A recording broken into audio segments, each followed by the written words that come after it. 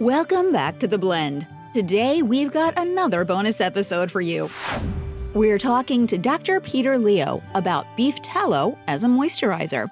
Should we or shouldn't we jump on this TikTok trend?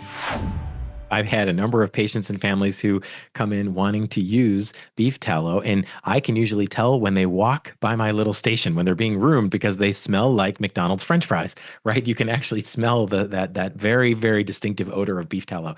I think it is not a ridiculous thing to put on your skin. It feels very soothing. It is filled with fats. Basically, it's just pure fat, essentially. So those fats are very soothing. They can soften the skin. I would argue this kind of fits into an emollient, right? This would be that concept of just using an emollient on your skin, which arguably is not enough. That's not a complete moisturizer. So if you use beef tallow in addition to something else, I think that could be fine. But it's probably not enough on its own because we're missing humectants, things that actually will draw water and hold it into place. We're missing an occlusive because the occlusive aspect disappears very quickly. It kind of breaks down and absorbs into the skin. And of course, there's no support for the acid mantle. We really want something that's going to be pH optimized.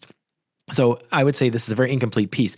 That being said, if people like it, they can. Now, there's one other piece that makes me just a teeny tiny bit nervous about using beef tallow on your skin, especially little kids.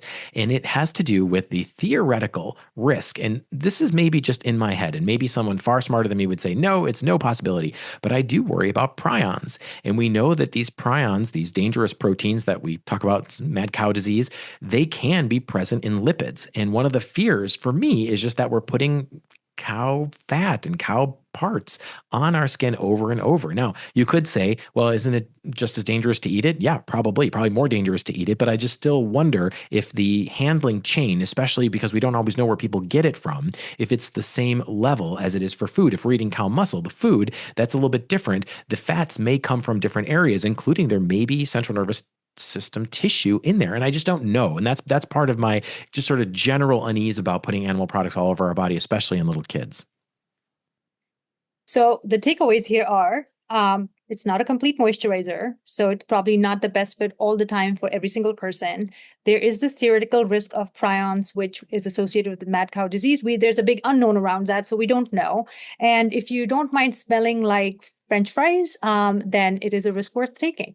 Thank you so much for that, Dr. Leo. We love it. Thank you. Thanks for tuning in to this bonus episode of The Blend.